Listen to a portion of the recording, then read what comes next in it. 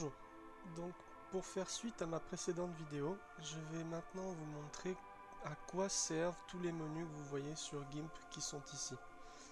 Donc le principal à faire en premier en général, c'est déjà d'ouvrir un fichier. Donc vous cliquez sur Fichier, Nouvelle image, et ici vous avez des tailles qui s'affichent. En général, vous laissez 1920 par 1080 en pixels. Vous validez. Et donc vous avez cette page qui s'ouvre. Donc c'est ce qu'on appelle l'arrière-plan. Celui-ci en général vous ne le touchez pas.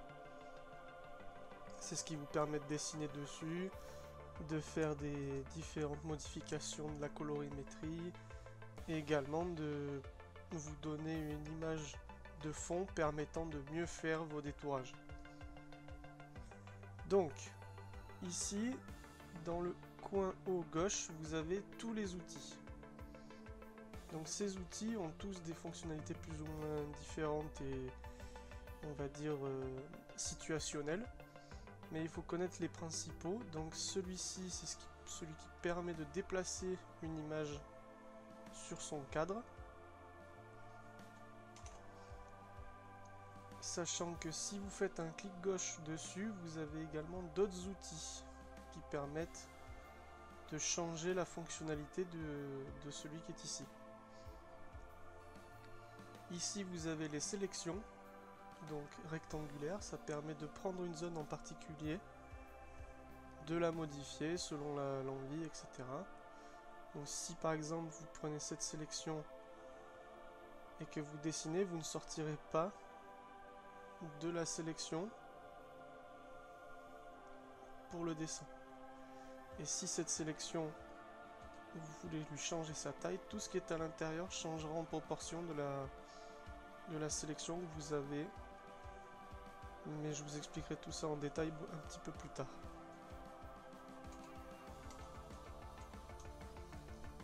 Ensuite, vous avez également le lasso.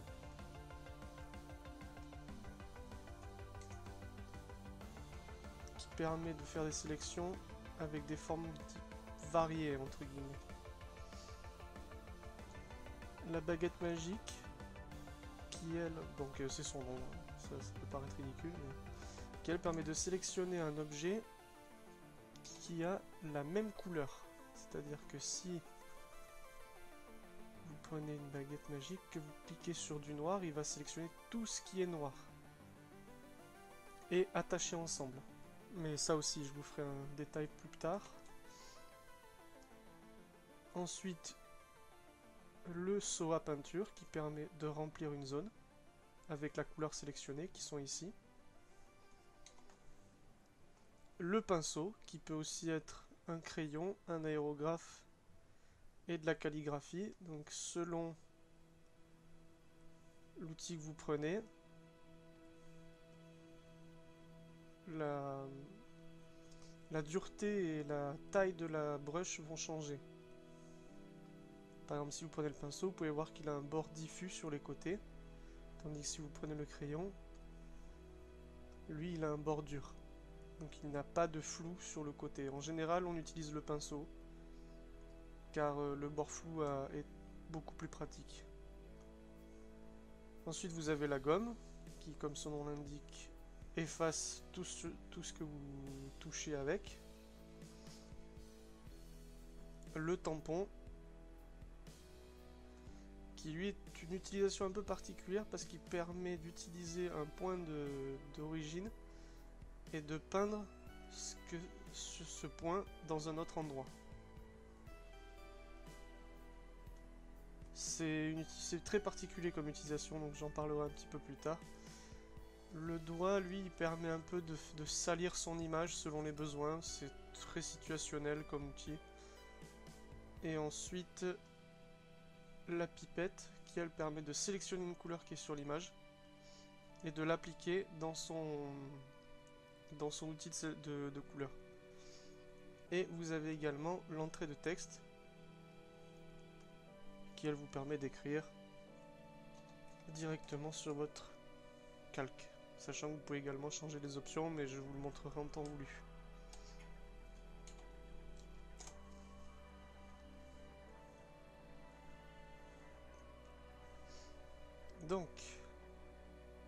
effacer tout ça.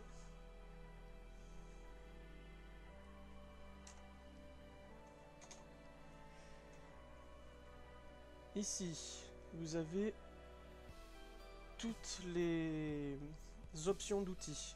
Donc, en commençant par la taille. Comme vous pouvez le voir, ça me change la taille de la brush. Ce qui fait qu'avec ceci, je peux agrandir mon crayon et modifier son impact sur mon dessin.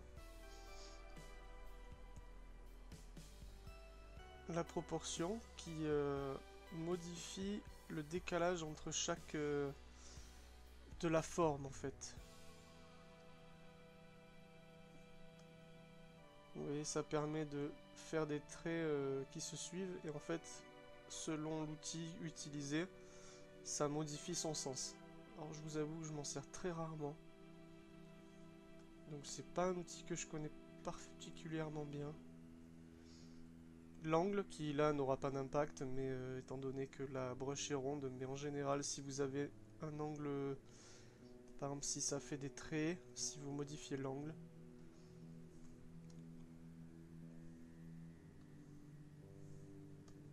si je mets 180 on verra pas, mais normalement voilà, ça vous change le sens du crayonné. L'espacement. Alors l'espacement c'est très particulier, mais ça peut être très utile pour certaines choses. C'est qu'en fait, même les brushes qui sont en continu comme celle-ci ne le sont pas vraiment. Ce sont des successions d'impressions. Si vous augmentez l'espacement, ces successions vont se diminuer entre elles et du coup ça vous fait par exemple des traits complètement à part les uns des autres et du coup ça vous fait des petits points, sachant que ça peut se faire aussi avec d'autres outils comme celui-ci par exemple qui lui, vous voyez, permet de dessiner directement certaines choses sur le papier. Donc ça aussi très utile, mais vraiment selon les besoins. La dureté. Alors la dureté, je vais devoir effacer un peu tout ça parce que c'est un peu le bordel.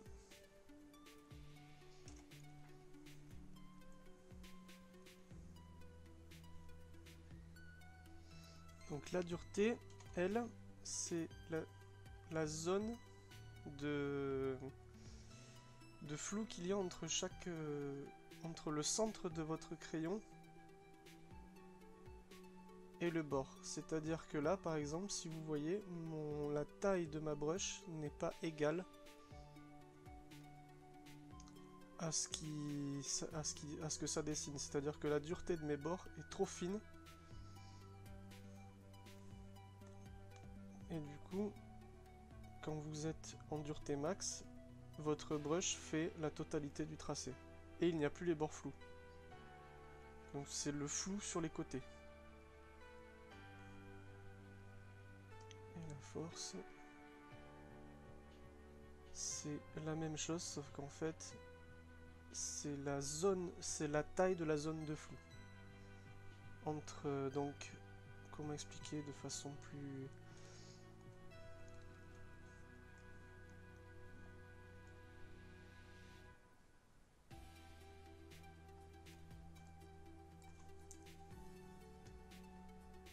Là, vous voyez, la force fait que ma dureté n'est pas à fond, mais le point affiché, lui, la taille de la zone de flou est plus bas. Tandis que là, bon, bah, quand on la met à 0, forcément, ça marche pas bien. Voilà, la force aussi, c'est la transparence du trait.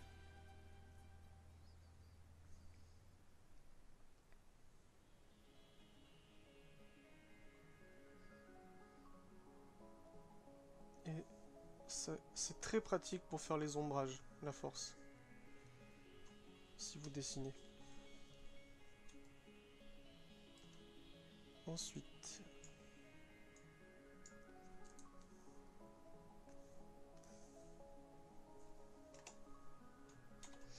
Ensuite ici, vous avez toutes les formes de brosses. Donc on appelle ça les brushes en général. Donc ces brosses en fait, ça fait que là par exemple, avec mon pinceau, j'ai une forme arrondie normalement sur celle-ci. Mais si je prends cette forme, ça vous fera des étoiles. Et par exemple, ces étoiles, si je diminue l'espacement, ça vous fait pareil un trait qui peut donner l'impression d'avoir une étoile qui file ou selon comment vous le dessinez, des traits étoilés. Bon, c'est pas très...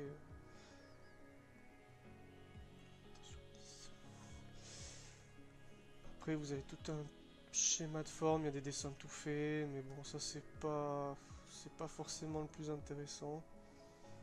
Vous avez par exemple des formes comme celle-ci qui se suivent, qui peuvent être utilisées avec d'autres filtres, mais ça je vous montrerai plus tard pour les filtres.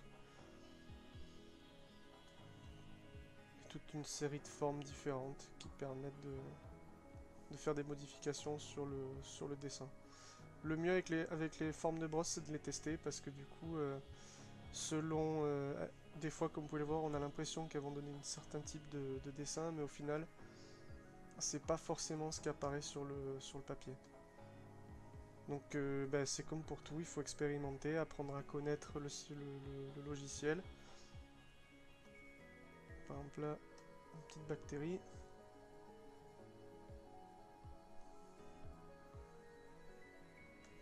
Et ensuite, pour le dernier menu qui est tout en bas,